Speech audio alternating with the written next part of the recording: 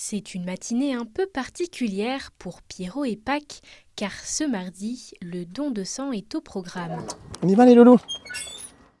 Thomas Berton est éleveur, il vient régulièrement avec ses chiens au centre hospitalier vétérinaire Saint-Martin, et ce, depuis plusieurs années. On a mis tout l'élevage à disposition. Donc on a des Golden Retrievers, des braques allemands, et quand ils nous appellent, on vient. Alors moi, je donne mon sang, je donne mes plaquettes précisément. Donc en discutant avec Pierre-François Isard, qui est un des fondateurs du CHV, qui est un ami, il m'a dit tu devrais essayer d'amener tes chiens. Et donc on a mis tout l'élevage à disposition. Viens petit loulou, assis-toi. Oui. Une fois installés en salle d'attente, c'est l'assistante vétérinaire qui les reçoit. Direction une salle de consultation pour un examen clinique préalable.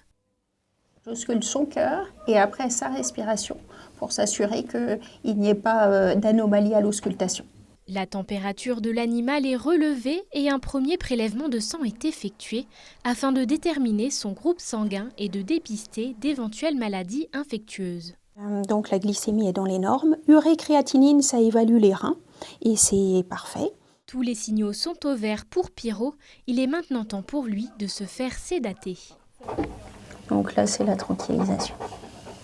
Une fois endormi, place au don de sang.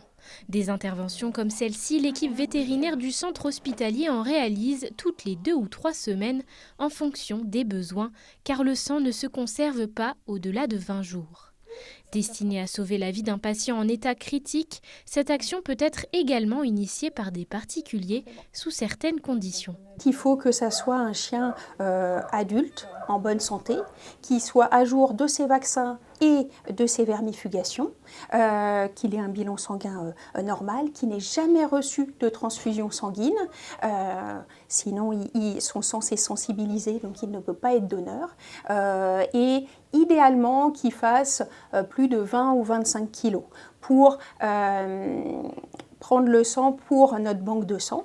Après, il peut y avoir des donneurs de sang qui ont des poids inférieurs à 20 ou 25 kilos, mais qui vont donner en urgence lorsqu'on a besoin d'une transfusion sur des petits patients en urgence. Bien que le geste soit gratuit, les chiens bénéficient tout de même d'un check-up santé lors du don de sang, mais également d'une transfusion s'il en a besoin à l'avenir. On a 250 ml de sang. Une fois le prélèvement terminé, les donneurs ont le droit à un repas ou des friandises pour leur redonner des forces. À savoir que le don de sang existe également pour les chats et les nouveaux animaux de compagnie. Voilà.